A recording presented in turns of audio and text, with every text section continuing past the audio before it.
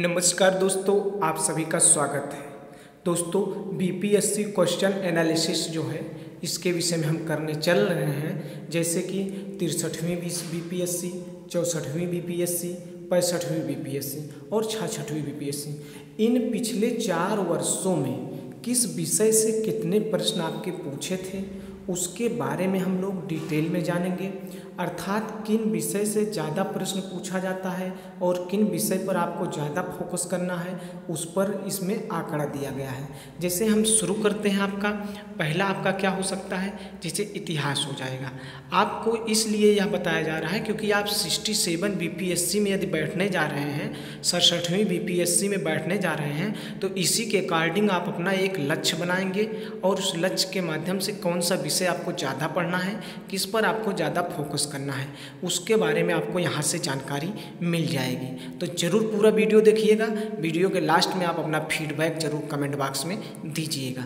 तो जैसे आपको इतिहास के विषय में चर्चा कर लेते हैं। इतिहास का जो 63वीं बीपीएससी हुआ था उसमें इतिहास में 35 प्रश्न पूछा था और 64वीं में कितना प्रश्न पूछा था, तो 64वीं में 34 प्रश्न पूछा था। 65वीं में कितना पूछा था, 28 प्रश्न पूछा था। इतिहास विषय की बात कर रहे हैं। 31 प्रश्न आपका 66वीं में पूछा था।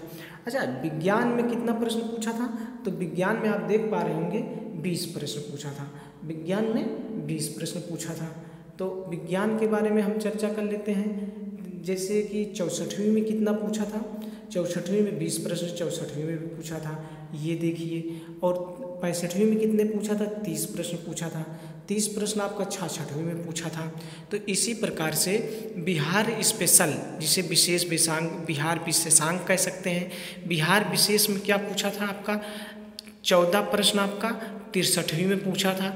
64वीं में कितना पूछा था, 18 प्रश्न पूछा था।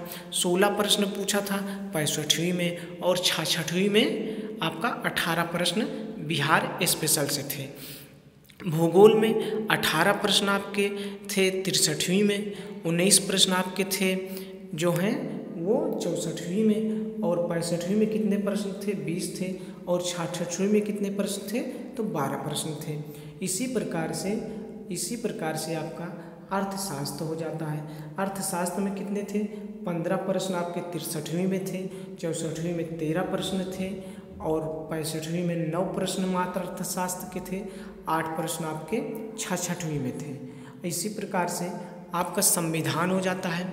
संविधान से कितने प्रश्न थे, तो 13 प्रश्न थे।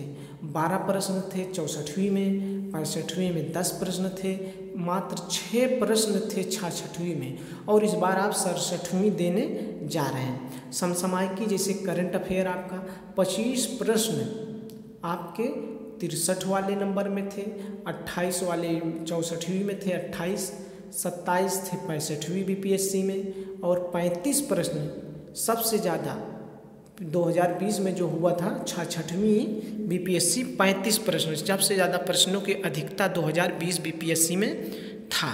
और मैथ से भी 10 प्रश्न। अच्छा, मैथ से यहाँ पे मैथ के साथ साथ इसमें रीजनिंग के सवाल भी शामिल होते हैं। जैसे 7 प्रश्न मैथ का देगा तो 3 प्रश्न 4 प्रश्न आपका रीजनिंग के दे देगा।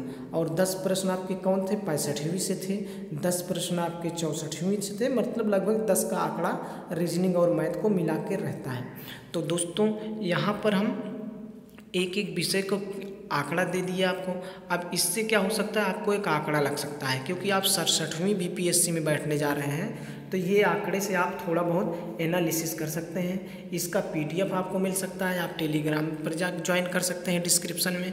और साथ में आप यदि टेस्ट सीरीज ज्वाइन करना चाहते हैं तो हमारे टेलीग्राम चैनल है, उसका डिस्क्रिप्शन में लिंक दिया रहेगा।